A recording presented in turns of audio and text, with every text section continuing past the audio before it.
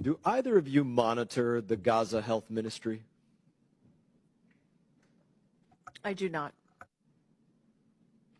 No.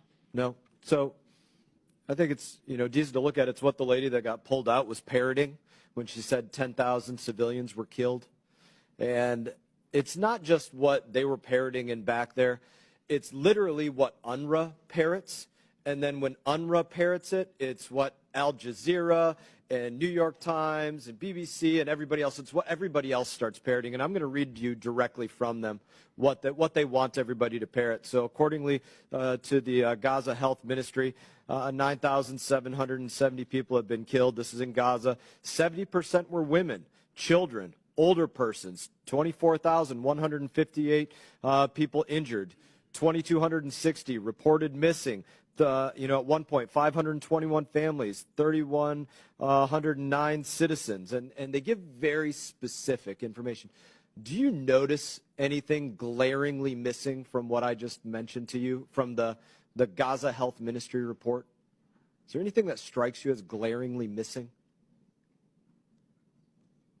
I'm sorry, I don't know what you're referring to. Combatants. They didn't mention the word combatants. No, because they mingle them. Exactly. That's exactly the point. They expect the world to believe that all these people and these groups that they're dividing up to families and older persons and children, which they consider anybody under 18, and women, that none of them are combatants. That's what they want the world to believe, and that's what the United Nations goes out there and parrots, and that's what the media goes out there and parrots. So I want to get to a few of those points because it leads to a circle that's going on, and the circle is this. This shouldn't be provocative to anybody. Hamas lies. Hamas and Palestinians lie. It's their government.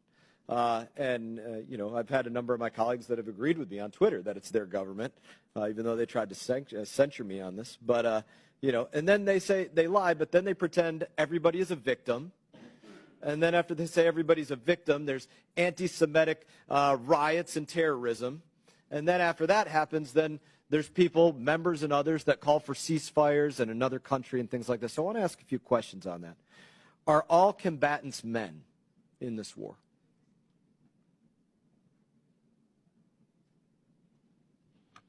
We're not on the ground and would not be in a position to confirm. Do you think they're all men? You're in DOD, you monitored Iraq and Afghanistan. Are all combatants men? Generally speaking, all combatants are not men. Thank you. Are they all over the age of 18?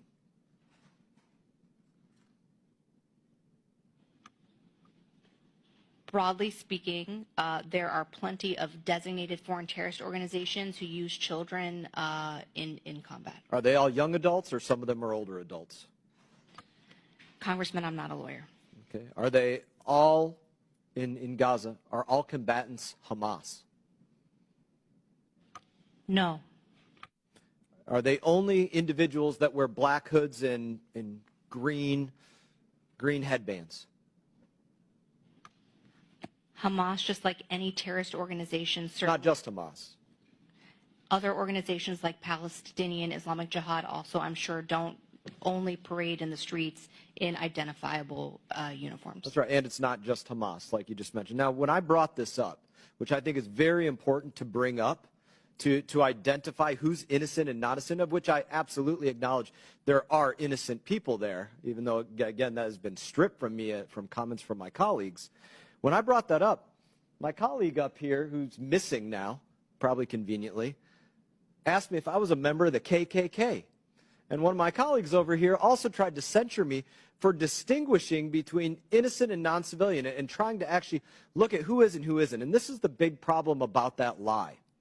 That lie is actually worse than the Al-Ali hospital bombing lie that was told by Rashida Tlaib in the New York Times and the Associated Press, because that is a much more persistent lie that Hamas is begging, Palestinians are begging members of Congress to make. They're counting on the fact that people here won't try to distinguish that it's not just Hamas terrorists.